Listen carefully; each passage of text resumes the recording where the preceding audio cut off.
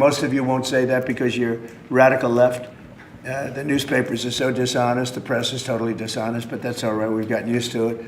And we won in a landslide, so they obviously lost their power. I mean, it's impossible to imagine that when you get 97% negative stories, purposely negative stories, even though you've done 97% positive things, that you could win an election in a landslide, winning all 7. Think of it, all 7 swing states, winning by the popular vote by millions of votes. We had a fantastic, the best is your districts. Out of 3,000 districts, I guess we won 3,500, we won 2,750, and they won 500. And that's, to me, the best of all. And we had tremendous in every way, the election. And it's hard to believe you can do that when you have a corrupt media. But many of you are corrupt, and it's nothing we can do about it. But we keep winning, and we're going to keep winning. And this whole story on crime is incredible that the Democrats wouldn't be with us. So the mayor of Chicago, I watched him this morning, he said, Trump doesn't know what he's talking about. He only apprehended 9 people. Well, number one, that's false. It's thousands. We'll get into that. But more importantly than anything, we took guns away. We have some of the worst career professionals out of the country already. They've been taken out of the country, and some are in solid confinement because these were killers. We arrested some very bad people. And in the last 11 days, again, I hate to say it because it sounds so ridiculous, but in the last 11 days, we've had no murders. And that's the first time that's taken place in years, actually years. We always have a murder a week. They call it a murder a week. You come here from Iowa, you come here from Indiana, you come here from Idaho, because you're so proud of your country, you love your country, and then you get murdered. Your son gets murdered, your daughter gets murdered, you get murdered. See the media, you get murdered. Many of you have been mugged in Washington, you just don't want to talk about it. And I know that every time I do this with you, you almost everything, but every time I do this with you, people are saying to yourselves, he's right, and then you write a negative story. But we are doing an incredible job. The people behind me are amazing. We're working very well with the Washington police, as you know. The DC National Guard is unbelievable. We're also getting tremendous help from Secret Service. And we are at a point where Washington is booming again. People are pouring in like we haven't seen for years. Nobody wanted to come here. They didn't want to come here and get murdered. I have a friend of mine who has a very successful son. And I said, where is your son going to be this weekend? He said, he's going to Washington with his friends. I said, really? Yeah, he's wanted to do it for 4 years, but he couldn't do it because it was so unsafe. And he's a tough kid, too. It's so unsafe. And he ended up staying 3 nights, going out to restaurants all 3 nights. He said it was so beautiful, so peaceful, because all the criminals are either arrested or they're hiding, and we're finding the ones that are hiding. So I want to thank Pam Bondi. I want to thank our Vice President. I want to thank everybody standing behind me. Because they are really, Gaddy, you've been unbelievable, by the way. They have done an unbelievable job. They're working 24 hours a day. And Washington, D.C. is now in great shape. I'm going to be working with Clark Construction, which is by far your biggest construction company. And we're going to also beautify Washington. We're going to rip down the broken medians, fix them. We're going to put asphalt on the roads. We're not ripping them apart like these stupid people do. They rip a road. They rip a road down to the dirt, and then they spend 5 years in building the new one, and then it starts settling. You know, the whole thing is so crazy.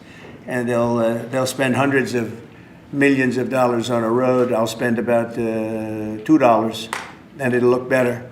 So we're going to be replacing medians. We're going to be replacing much of the asphalt in the road, which in the city, which is in bad shape. We have great stripers. We have great contractors. But we have to let them do the thing. The Congress has said that they'll give us whatever money is needed to fix up the Capitol. This is the Capitol. And we're not going to spend a lot. It's going to go fast. And it will be spotless.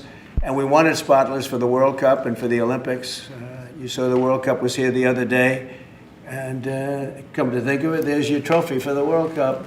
In fact, it's solid gold. That's actually solid gold. So heavy that some of the people in this room wouldn't be able to lift it up. I think what I'm going to do is place it right above the angel, right over there. That's solid gold, too. We're going to put it right up there. Look at that. There's a solid gold trophy. they know how to get to me, you know. I like the angel better, to be honest with you. So we're going to sign, and then we'll take a few questions, and we'll tell you how good a job we're doing. We want to go from here to other places, but I was telling some of the people that in a certain way, you really want to be asked to go. You know, I hate to barge in on a city and then be treated horribly by corrupt politicians and bad politicians, like a guy like Pritzker. He ought to spend more time in the gym, actually. This guy is a disaster. Gavin Newsom's a disaster. When we went, we saved Los Angeles. You wouldn't have been able to have the Olympics in Los Angeles. You're barely able to have it now. They did lose 25,000 houses to a fire that should have never occurred, because they didn't let the water come down from the Pacific Northwest, which you guys don't want to write about. I had to break into the water supply to let the water down. And even now, we want more. We can have much more. It's less than half of what should be coming in. I don't know, they have a political thing about it. It's like the craziest thing I've ever seen. But I don't like going to a town, a city, place, a state, and then be criticized by some corrupt or incompetent governor where crime is rampant. Like, take a look at D.C. Crime was rampant. It was at the all-time worst. It got really bad during the Biden 4 years. And then I have a mayor stand up and say how crime has reached a 30-year low. 30-year low. People are being killed left and right. And it's not a 30-year low. Think of it. So for 11 days, there's been no murders. The record goes back years where that's happened.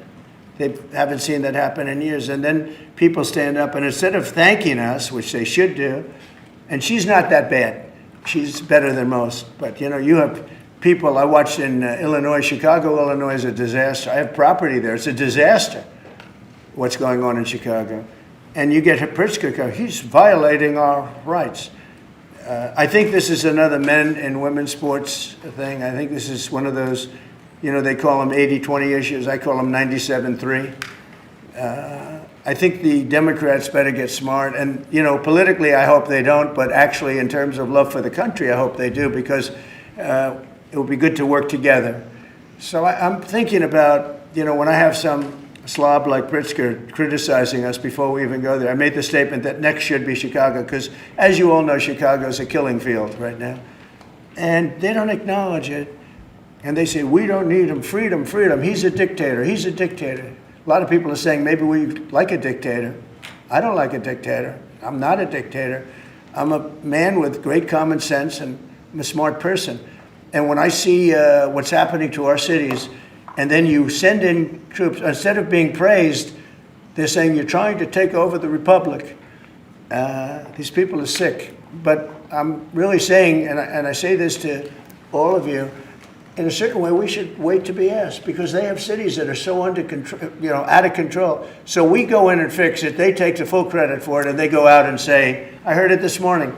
They're saying how well they've done over the last 10-day period, that they set record lows. They don't say that we're there with very tough people, by the way. They have to pass a toughness test. Otherwise, they're not working for us. So, and we're allowed to do that now according to the United States Supreme Court decision.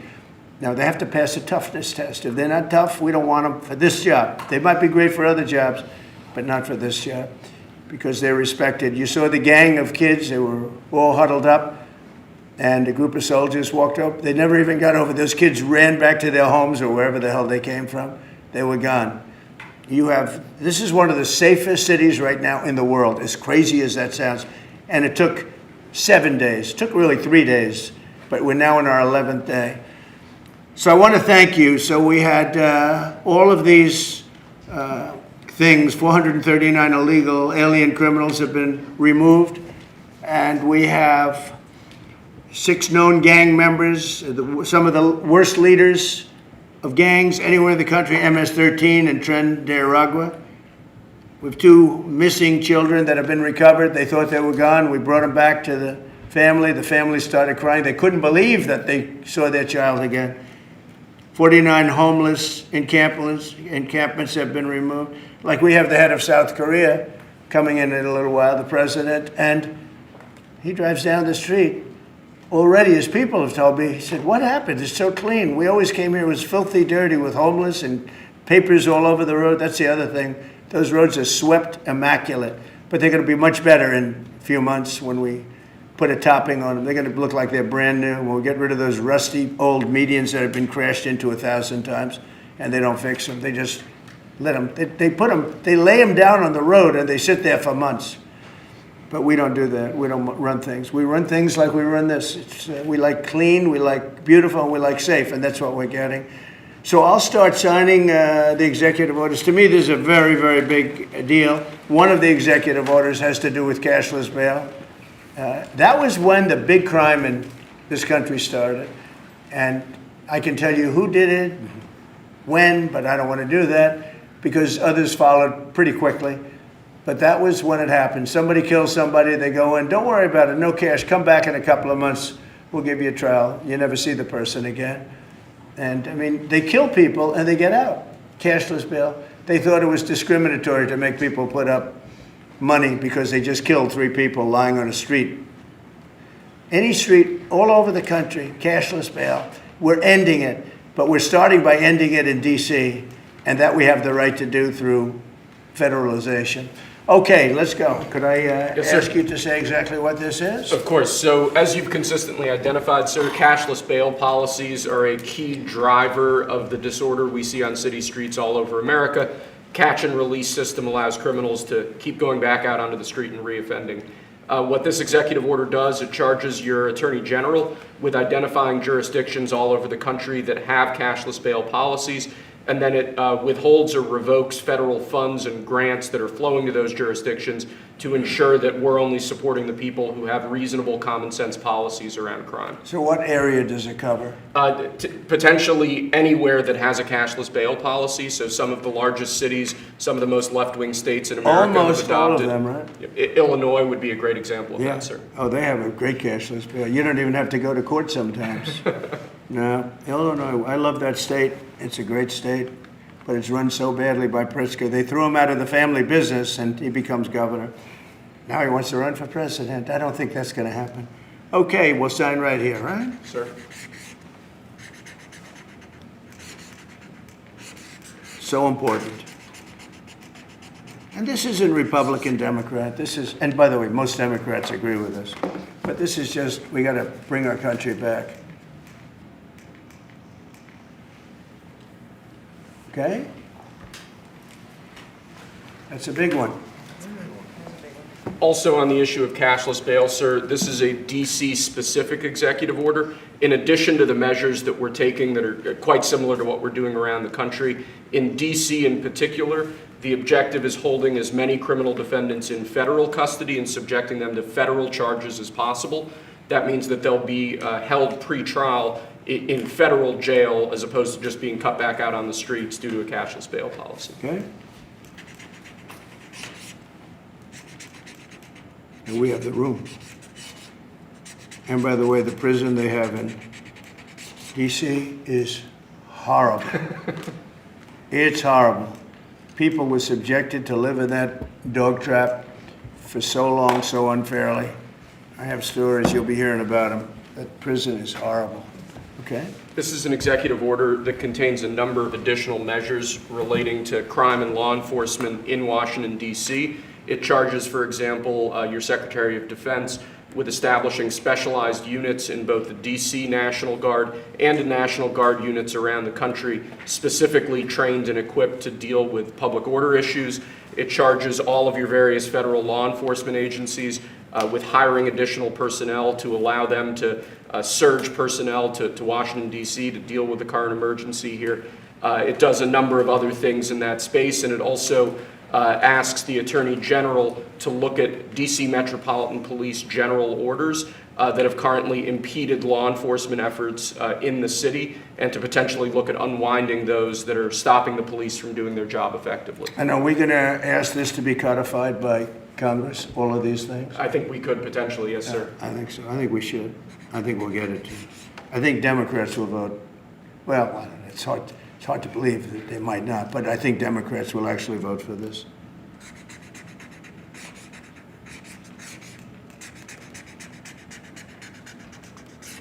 There's no auto pen that can do that, right? Look at that, Pam. Is that a good signature? Seriously, is that a good signature? Who can write like that? Nobody. I don't know. That's the other thing. I assume we're looking at the whole auto pen scam. Sir. Because the person that ran it said he spoke to it briefly twice about nothing. That means that all those pardons that he gave to some very bad people, very unpatriotic people, very evil people, it looks to me like those pardons are worthless. Because number one, you shouldn't use an auto pen very specifically.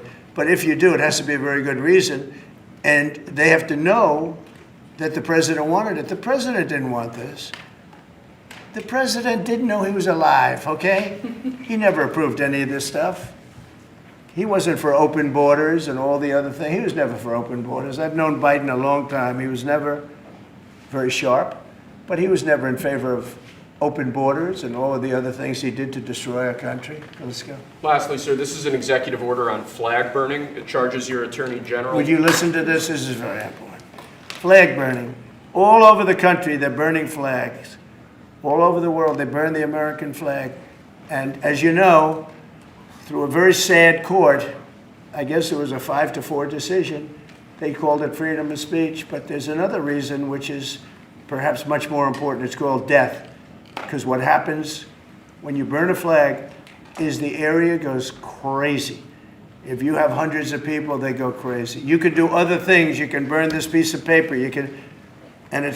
But when you burn the American flag, it incites riots at levels that we've never seen before. People go crazy. In a way, both ways. There are some that are going crazy for doing it. There are others that are angry about them doing it. Do you want to discuss that? Sure. So what the executive order does, sir, it charges your Department of Justice with investigating instances of flag burning, and then where there's evidence of criminal activity, where prosecution wouldn't fall afoul of the First Amendment, and instructs the Department of Justice to prosecute those who are engaged in these instances of flag burning. And what the penalty is going to be, if you burn a flag, you get 1 year in jail.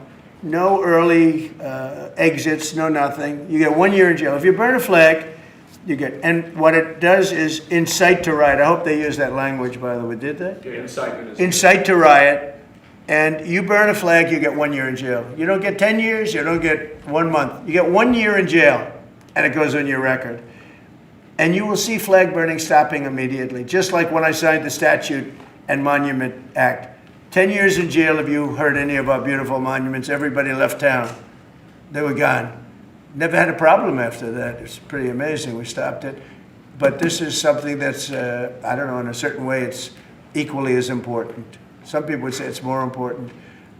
Because the people in this country don't want to see our American flag burned and spit on.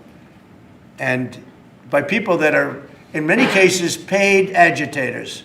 They're paid by the radical left to do it. You talk to these people, they don't even know, half of them don't even know what they're doing. They say, I don't know, they gave me money to do this. I see the same things that you do. They're bad people. They're trying to destroy our nation. That's not working, because I think our nation now is the most respected nation anywhere in the world, by far. You saw that with the European leaders on Friday. You saw that with NATO, where they agreed to go from 2% no pay to 5% fully paid up, trillions of dollars paid, where they respect your president to a level that they jokingly call me the president of Europe. They call me the president of Europe, which is an honor. I like Europe, and I like those people. They're good people. They're great leaders. And we've never had a case where 7 plus really 28, essentially 38 countries were represented here the other day. 38 European countries were represented. European and other countries were represented. And it was a great meeting. But your country is respected again. I say it all the time. 1 year ago, our country was dead. Everybody said it. We had a dead country. We were not going to survive. Now we have the hottest country anywhere in the world. So it's an honor to be involved. And this group has a lot to do with it, right behind me.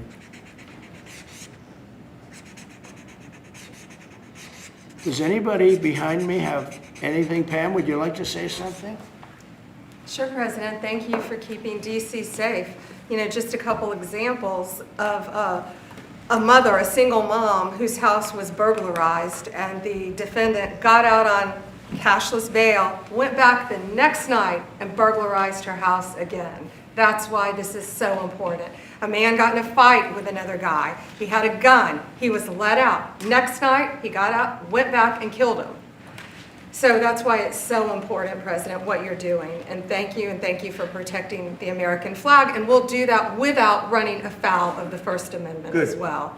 And President, I think I think Gaddy Serralta had something he wanted to give you on behalf of all the law enforcement who are out there every Mr. single night. President, Yes. thank you for putting me in charge of this surge. As the Director of the United States Marshal Service, it's the oldest law enforcement agency. It was created in 1789. So on behalf of all the federal law enforcement agencies that we're working with and those that have yet to join the team, we thought it was only appropriate to present you with Wow. an honorary United States Marshal Service badge. And this badge comes with this little item right here, which is a handcuff key, Mr. President, because you continue through your policies and your efforts with your staff to unhandcuff law enforcement officers all over this nation. And I can tell you personally that they thank you for that. Thank you. That's So beautiful. you can continue unhandcuffing law enforcement. That's a very great honor. I'll save that and put it someplace up, which is important. Thank you very much, Gary. I appreciate it. Thank you very much. Really nice, thank you. That's very nice, thank you. Well, we love those people. They're brave and they love our country and they don't want to see it. Do you know how many people volunteered for this job? And before I ask the VP to say a few words, because he feels very strongly about it, I think it's very important, Pam, that when we do this, that a state they come and ask us. I mean, I see Pritzker saying, we don't want them. In the meantime, his city is being shot to hell. And they do that politically. And they probably do want it. If we didn't go to Los Angeles, you would literally have had to call off the Olympics. It was so bad.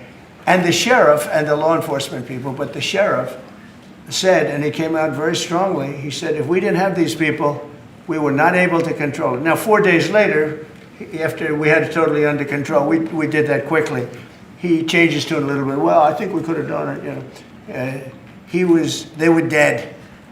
If we didn't send in the troops, Los Angeles was dead, the Olympics was gone, the World Cup was gone, everything was gone. We did a great job. And Newsom, we got he's an incompetent governor. But I think people should want us to be there because otherwise all they'll do is complain as we do our job. So we'll have to think about that, okay? We go in, like in Washington, we go in and the people that are here that have been doing, I don't want to say terrible because she happens, you know, she's a nice woman, I guess. I don't care about if she's nice, you know, I really don't care. I want her to do, I'd rather have her be horrible but do the job. But we come into Washington and we have the 11 best days they've had here in 2 centuries. I mean, they've never seen anything like it. Let's go 2 decades. In over 20 years, they haven't seen anything like what happened. And now they're out there saying, we don't have crime in Washington. Well, that's true. For 11 days, you don't have crime. But before that, everybody was getting hit and mugged, and you people could not walk to your office without security. That's how unsafe it was. So I think we should really let them have their city, let their city go to hell, and when they come and beg us to help. The only problem is we want to save it for the people, because the people want us there. The people here, 95% of the people here want us. The real people, not the people you find on, I don't know where you find these people. You have one person that has a broken nose, where'd you get it? Well, I was mugged, good. Do you want to see Trump here with, no, I don't want. The woman has a broken nose. She got mugged. But she's saying she doesn't want any protection. It's all made up fake news. It's just fake news. I don't know where you find these people. Anyway, would you say a couple of words, please? And then I'm going to ask JD to say something. You have done an unbelievable job in a short period of time. Thank you, Mr. President. Highly recommended by you-know-who, right? Yes, sir. Do you want to say his name?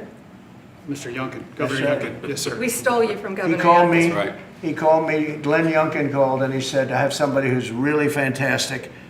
And based on that recommendation, here you are, and you've done a fantastic job. I appreciate it. Thank you, Mr. President. Thank you. Go ahead. The men and women of the Metropolitan Police Department are back. They enjoy doing their job again. They feel the ability to go out and be law enforcement officers. They feel that they're connected to their communities again. They are making a difference. Thanks to you, Mr. President, and our federal task force, you are making DC safe once again. Thank you, sir. It's going to get better and better. Well, it can't get much better. There's no crime. I read where crime's down 89%. I said, really? Who are the 11%? Okay? There's no crime. JD, please. Yes, sir. Well, thanks, Mr. President. Thanks to the incredible team here. You know, I want to echo something the President said, where you say there haven't been murders in a couple of weeks in D.C., and it doesn't sound good, but then you talk to local law enforcement, and I didn't realize this, that this town averaged one murder every other day for the last 20, 30 years, which means that in 2 short weeks, the President and the team have saved 6 or 7 lives, people who would have been killed on the streets of DC, who are now living, breathing, spending time with their families, because the President had the willpower to say, no more. We're not going to give the streets of DC over to vagrants and robbers and murderers. And the last point I want to make, sir, to your point about we want people to welcome us, to ask us, because look at Governor Pritzker in Illinois, or Governor Newsom in Los Angeles, or Governor Moore in Maryland. They are angrier about the fact that the President of the United States is offering to help them get their crime under control than they are about the fact that murderers are running roughshod over their cities and have been for decades. Why are Democrat governors angrier about federal law enforcement helping clean up their streets than they are about the fact that those streets need to be cleaned up to begin with? It shows a real sickness in the head. And I agree with the President of the United States. I think most Democrats, rank and file, nobody likes crime. Republicans don't like crime. Democrats don't like crime. Independents don't like crime. Why are Democratic governors doing everything in their power to make crime easier to do in their cities? It doesn't make an ounce of sense to me. But, Mr. President, I appreciate you being willing to help. And I hope these governors take you up on the offer, because we should clean up all of America's streets. It's the right of every American to live in safety and comfort in their community. And we've got the people to do it. They're signing up like they've never signed up before. Our military, as you know, during the campaign, nobody was signing up. We were way short of their goal, we were understaffed. Nobody wanted to be in the military. Nobody wanted to be a policeman. Nobody wanted to be a fireman. They didn't want anything to do with the country. We had an incompetent, grossly incompetent president who, frankly, should not have been there. He should have never been there. The damage he did to this country is incalculable. I mean, just what he has done. So much of our effort are getting murderers and jailbirds and people out of this country who are drug dealers at the highest level. So much of the energy of people that he let in, it was an unforced error. But I don't think they think it's an error. But I don't believe he believed it. It was the radical lunatics that surrounded this guy at this desk, who are brilliant people, but with the wrong philosophy. There were some brilliant people, but they're evil people, and they're going to be brought down. They have to be brought down because they really hurt our country. But we're getting it back very quickly. And I'll tell you something, our country's now it's stronger. I think we're more respected than we've been respected in 100 years. It's a whole different ballgame. JD, could I ask you, Yes, sir. You gave a stat on murders here. What were the numbers? You said in a short period of time, how many people were murdered? Local law enforcement told me, sir, that in the past 20 or 30 years, DC has averaged a murder every other day. That's, 200 murders a year, 150, 250, but about every other day a person has been killed on the streets of Washington, D.C. We've been doing this for 2 weeks. 0 people killed. That's real lives saved that the media and, frankly, the entire Democratic Party should be saying, thank you for saving lives, instead of attacking the President of the United States for doing so. You know, when a person, unfortunately, will probably happen at some point, when a person's murdered in D.C., it's going to be the biggest story maybe in history. Right? Yes, sir. Somebody was murdered in D.C. Trump is failing. No, we're not failing. We have a safe city. This is maybe the safest city in America right now. That's how good it is.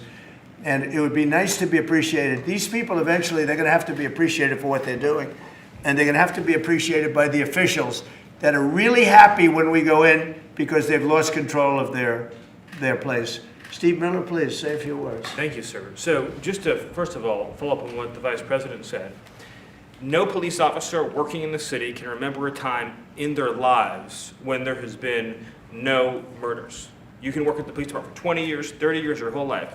We've checked the records. No one can even find a record of being murder-free for as long as we've been murder-free under President Trump's leadership.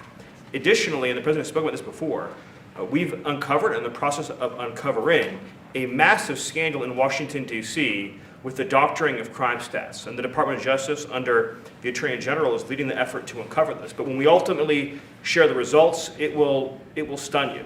The extent to which, even though D.C. had the worst crime in America, honestly measured, it dramatically understated how bad it was. There's even accusations that murders and homicides were reported as accidents instead of murders. I mean, this is how severe the manipulation of the crime data has been in this city, and it will all be uncovered and it will all be brought to light. You know, I've had a chance to spend some time, as has everyone here, with the police officers in the city. Members of the public are going up to them and thanking them, just overflowing with gratitude, because for the first time in their lives, they can use the parks, they can walk on the streets. You have people who can walk freely at night without having to worry about being robbed or mugged. They're wearing their watches again. They're wearing jewelry again. They're carrying purses again. People had changed their whole lives in this city for fear of being murdered, mugged, and carjacked. It is a literal statement that President Trump has freed 700,000 people in this city who were living under the rule of criminals and thugs. And the last thing I'll say is that under the efforts of Terry, to my left and many here, what they found also is that the street criminals here in Washington, D.C. were doing business directly with the transnational criminal cartels, the foreign terrorist organizations. So not only was the city being run by these criminal thugs, but they were working with some of the most dangerous terrorist organizations on the planet to traffic weapons and drugs into this city. And what we are uncovering every day is shocking to us, and we look forward to sharing all the results with you. But President Trump, your leadership has uncovered some of the great public safety scandals of our life, and now because of you, people are safe and free for the first time ever in this city. Thank you very much, Steve. You know, in Los Angeles, Beverly Hills is, you know, a great place. I have a house there. I had a house there. I used to spend a lot of time there. And a great place. Do you know that I have friends, they leave their trunk open for their car because they know they're going to be vandalized. They don't want the trunk ripped off in order for them to steal what's in the back. They leave the doors open so when they go in to steal the radio or whatever they take, that they don't rip off the door. They leave the doors totally open so the criminals, when they go and open the door, they don't have to break the windows and kill the car in order to steal whatever it is in the car that they're looking for. And that's at a level that nobody's ever seen before. Nobody lives like that. I have another friend, he has a garage, and in order to save his garage door, he leaves it open so the people can just walk into his garage, take whatever they want, and leave. But all the cars so many cars, I've been told this by many people, stars, big people, they leave their doors open so the doors aren't destroyed by these criminals. All over Los Angeles this is taking place. And you know that, I mean, you've heard that. Christy, could you say a few words? Sure. Well, Mr. President, I think one of the most impactful statistics that you used today was of the 1,000 arrests that have happened already so far, 439 of them were illegal criminals, which means they never should have been in this country to begin with. But they were in this country, invaded over our southern border or our northern border or maritime seas, and then they committed crimes against the American people. So by getting those individuals incarcerated, we've stopped those violent crimes from happening here in the city. And sir, they do. Exactly like Stephen was talking, they have ties to cartels. They have networks across this country and other cities. So by what you're doing here is going to have a ripple effect in Miami, in Chicago, in other cities, because you're grabbing those networks and giving us information and targeting information to go and get more criminals across this country. So thank you for the work that you're doing. We have ICE and CBP, Federal Protective Services, Secret Service, HSI, all of our officers are working with all the other agencies every day here in DC, and they're so proud to have this kind of partnership. So they're so glad that you're letting them do their jobs again. And I don't know if you've heard, sir, but the recruitment campaign for ICE, when we were going to hire 10,000 new officers, We've got over 130,000 people that have applied and raised their hands and said they want to work with ICE. So no matter what the fake news says or what the media says about ICE not having support, they've got incredible support from the American people. People want to join them and help them do what they're doing to make America safe again. So thank you for the I was going to opportunity. say that our recruitment drive, it was dead. During the campaign, they couldn't get, every story was the Army can't fill up, the Marines, none of them could fill up. They were way behind. We couldn't get anybody to go into the military, couldn't get any police. We've just set records on everybody wants to be in, everybody wants to go in. And we're taking incredible people. I mean, the level of, because of the Supreme Court, it's based on merit. It's all based on merit now. It's not based on anything else. You got to, if you need strong people, you have to get strong people. It's all based on merit. But we're setting records in the Army, Navy, Air Force, Marines, the Coast Guard. One of my favorites, because I happen to have created it, Space Force. We're very proud of Space Force. It's amazing what it's doing. We're leading in space now. China was killing us. Russia was beating us. China was killing us. We're now killing China. We are leading in space by a lot because of Space Force. So we're very proud. But everybody wants to go in. We went from not, and you know how bad that is for the spirit when every story that you were writing a year ago was that nobody wants to go into the military anymore. And if you're in the military, you know how deflating that is? You go and be a family. Nobody wants a job that you have. Well, now it's the opposite. Everybody wants to be there. And that includes police and fire and everything else. You're doing a good job. Thank you, sir. You stopping a lot of wars? just the presidents we're stopping. We've stopped 7 wars, and really the number is actually 10. We're not including a couple, and we're not including in there what we did with Iran, stopping their nuclear play. They would have had within a month or two, they would have had a nice big nuclear weapon to use. That's not going to happen. That won't happen. Pete, go ahead, please. Yes, sir. Well, Mr. President, thank you very much for your leadership. And the Defense Department is proud to be a part of this task force. Just like we have been down at the southwest border, where crossings are at 0. We've got national defense areas where we're working with Border Patrol to secure the southern border for the American people. Just like Los Angeles, where ICE officers deserve to do their job without being attacked, we're really proud to be a part of defending the nation's capital and ensuring it is safe and beautiful and working with law enforcement. And Mr. President, let me tell you, the morale of the troops, getting out there talking to them, they love this mission. They're grateful to be doing it, whether they're DC National Guard or other state National Guards. And at your direction as well, sir, it's just common sense to make sure they're armed as well. And so we're rolling out ensuring they're armed, capable of defending themselves and others if need be, supporting law enforcement, and we're proud to be there, sir. Well, look at the mission you just accomplished with Iran. 36 hours back and forth, flawless. Every bomb hit its target. They went right down those chutes, dark at night, no moon, no nothing. Every target, every bomb went right down. They have a chute that goes right down deep into the mountain. And they shouldn't have put ventilation in, I can tell you, because we use that for our advantage. But what they did, and we had the pilots and even the people that took care of the planes, we had a whole group of people at the White House a couple of weeks ago. And you know, I didn't realize this, but they said, we've been looking at their predecessors, and then these were the pilots. They said, we gave them beautiful medals. And I'll show you the medal. Gave them a medal just like this. See? Just like that. They were so happy. Gave a lot of them out for that. It was an incredible job. You know, we had 52 tankers. People don't realize, so that they could refuel. We had many fighter jets, F-22s, and F-35s. We had many. It was an amazing operation. It was flawless. Compare that to the operation when they went in with the helicopters crashing and everyone running around the desert and the prisoners being taken. And that was Jimmy Carter. And what a horrible thing.